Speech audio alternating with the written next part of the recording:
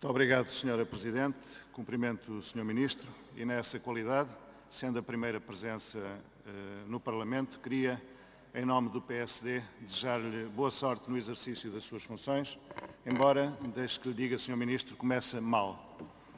De tão vazias que são, de conteúdo, as 3 folhas a que chama de nota explicativa do Orçamento do Estado, tememos que seja também um vazio o que o Governo pretende fazer em 2018 nas áreas que tutela.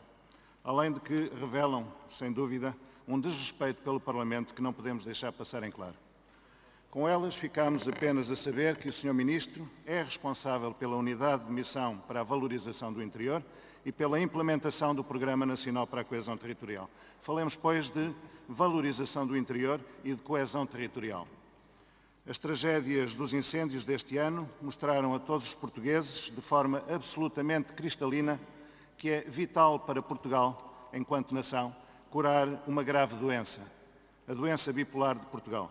De um lado, um país eufórico, o país da Web Summit, das startups, dos cruzeiros e das low cost, a despejarem turistas em Lisboa e Porto, e do outro lado, um país deprimido, frágil e entregue a si próprio, que é o interior do país, os tais territórios de baixa densidade.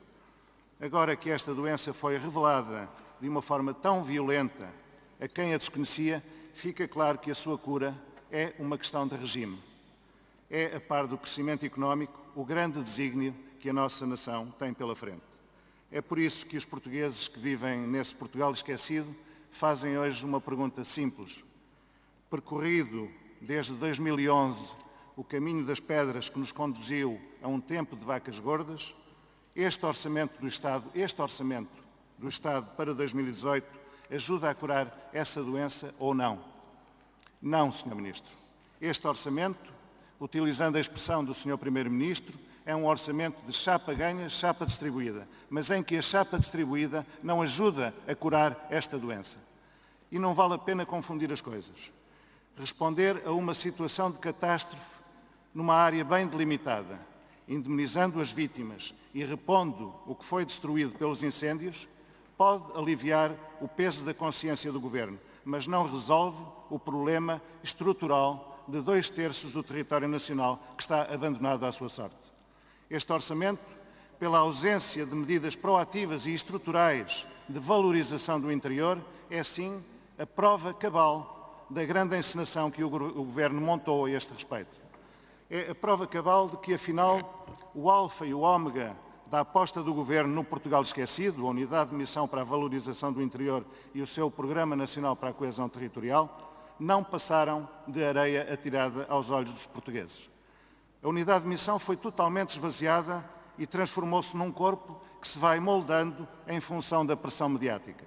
O raciocínio foi este. É preciso agradar ao interior esquecido? Não há problema, cria-se uma unidade de missão e fica tudo satisfeito. Há uma tragédia em Pedrógão Grande, não há problema, muda-se a missão da unidade de missão e põe-se a trabalhar na zona do interior, do Pinhal Interior e fica tudo satisfeito. Areia atirada aos olhos dos portugueses. Tal como foi areia atirada aos olhos dos portugueses, as famosas 164 medidas do Programa Nacional para a Coesão Territorial, Sr. Ministro. Esqueçamos as dezenas de medidas de lana caprina, do género daquela que prevê projeção de cinema no interior do país, ou as dezenas de medidas que são mera transcrição do que já estava previsto no Portugal 2020, ou o facto de 20% delas não terem sido sequer iniciadas, e foquemo-nos nas poucas que poderiam ter algum efeito positivo e que ilustram bem a encenação que foi montada. Medida 251. Atração de investimento estrangeiro para os territórios do interior. Pergunto, neste domínio, tirando as áreas metropolitanas de Lisboa e Porto, aconteceu alguma coisa nos territórios do interior? Que apoios concretos estão previstos? Apoios concretos, não meras reuniões da AICEP e do Ministério dos Negócios Estrangeiros em Santa Combadão. Apoios concretos que estão previstos? Zero. Nada. Pelo contrário, este orçamento dá sinais muito negativos aos potenciais investidores. Medida 254. Incentivos fiscais em sede de IRC, que diz que o Governo, anualmente, avalia a possibilidade de discriminar positivamente os territórios do interior. Pois bem, em 2018, o Governo, segundo o princípio da chapa ganha, chapa distribuída, vangloria-se de que há folga para reduzir impostos. Pergunto, no Orçamento do Estado para 2018 está prevista alguma discriminação positiva dos territórios do interior em termos fiscais? Em 2018, nada. Medida 4.17, Plano Estratégico de Acessibilidades de Proximidade, que diz que o Governo elabora, e cito, um plano com a identificação dos investimentos rodoviários de proximidade a realizar nos territórios do interior. Pergunto, onde está esse plano estratégico de acessibilidades? Não há plano nenhum. Cumprida mais de metade da legislatura, nem plano, nem obra de acessibilidade de proximidade nenhuma. Não há nada. E poderia referir-me a outras medidas, por exemplo, as ligadas ao papel determinante da Universidade e dos Politécnicos do interior na ajuda à cura da doença, mas que não têm neste Orçamento de Estado para 2018 qualquer apoio para esse efeito. Estamos, pois, Sr. Ministro, perante um Orçamento do Estado que, face à nova realidade que existe, é ofensivo para o interior.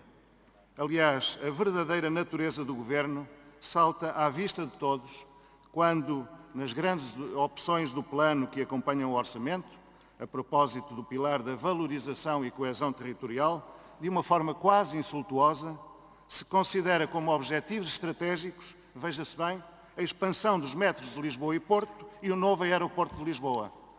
Já estamos a ver o filme, Sr. Ministro, e por isso termino perguntando-lhe se o Governo, tal como se suspeita, se vai atrever a desviar fundos estruturais do Portugal 2020 que o anterior Governo negociou para as regiões menos desenvolvidas do interior, para pagar obras em Lisboa e Porto ou para financiar despesas correntes da administração pública. O Governo não se pode atrever a desviar um cêntimo que seja das regiões menos desenvolvidas para outros fins. E por isso, à cautela, Sr. Ministro, o PSD apresentará amanhã uma proposta de alteração ao Orçamento para impedir que o Governo cometa este atentado. Obviamente esperamos o voto favorável da maioria dos senhores deputados. Os portugueses que vivem no interior do país lá estarão para ver o resultado dessa votação. Muito obrigado. Muito obrigada, Sr. Deputado.